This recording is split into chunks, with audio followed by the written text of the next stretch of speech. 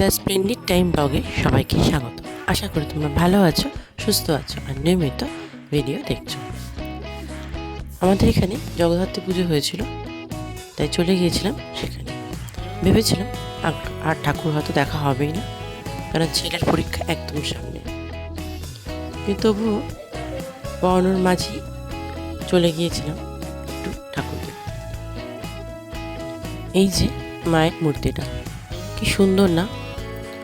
আমার এই শোলার কাজটা খুব ভালো লাগে। এই শোলার কাজগুলোকে ডাকের সাজ বলে, এরকমই আমি জানি। তোমরা যদি কিছু অন্য কিছু নামে জেনে থাকো তাহলে জানবে। মায়ের মুখটা অসম্ভব মমতায় ভরা, উচ্চতায় কিন্তু ঠাকুরটা অনেকটা। তবে যেতে যেতে রাস্তায় গোলা দেখতে পেল। আমার ছেলে কোনদিন গোলা খায়নি, তাই খেতে চাইলে বলে খাওয়ালাম। জানি অনেকে বলবে এটা অস্বাস্থ্যকর, সত্যিই অস্বাস্থ্যকর, কিন্তু কিছু কিছু ছোটো ছোটো জিনিস না মানুষকে খুব আনন্দ দেয়। তাই যখন খেতে চাইলো আমি আর না করলাম না। একবার অন্তত খেয়ে দেখুক কেমন লাগে। ছোটোবেলাটার এই স্মৃতিগুলোই তো মনে থেকে যায়। সবসময় তো ওরা আইসক্রিমই খায়, এগুলো কিন্তু এখন আর দেখা যায় না, খুব কম। আমিও কয়েকবার খেয়েছি, এর মধ্যে কালাকাটটা সব থেকে আমার পছন্দ। এটা সব কিছু ফ্লেভার দিয়ে বানানো।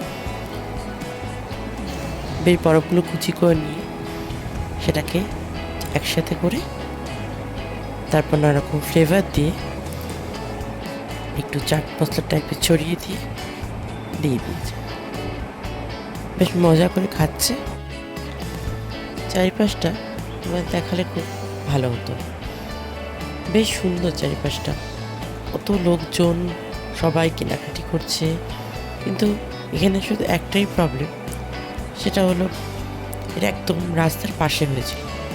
তার জন্য কী হয়েছিল, ওখানে কোনো ব্যারিকেড দেওয়া নেই এবং গাড়িগুলো পুরো গায়ের পাশ থেকেই যাচ্ছে, তাই জন্য দাঁড়ানোর জায়গাটুকু পাওয়া যাচ্ছিল না।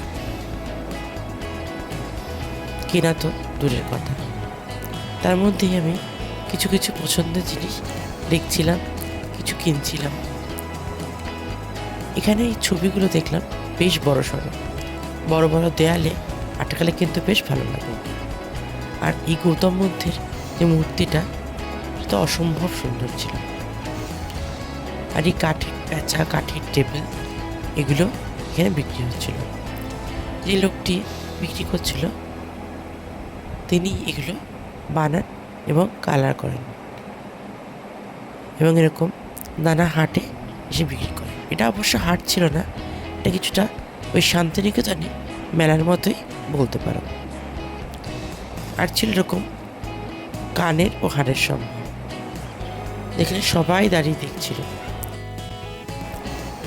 এই হাড়গুলো কিন্তু বেশ ভালো লাগছিল, কিন্তু আমার কাছে এগুলো অনেকগুলো কালেকশন আছে, তাই আর নেই। আমাদের এখানে রথের মেলাও বসে, সেখানেও কিন্তু এগুলো পাওয়া যায়, তাই আমাদের কেনা হয়ে গিয়েছিল অনেক কিছু। আগে আমরা ছোটোবেলায় বছরে কিন্তু একবার এই রথের মেলাতে কিনতাম, আর জামা কাপড় হয়তো পুজোয় বা পয়লা বৈশাখ। এখন তো প্রায় সবসময়ই কেনাকাটা করতে, কখনো অনলাইন, কখনো কোনো মেলায় বা শপিং মলে গিয়ে। তোমাদের এই মেলাটা কেমন লাগলো? যদি ভালো লেগে থাকে তাহলে অবশ্যই লাইক, শেয়ার আর কমেন্ট করো।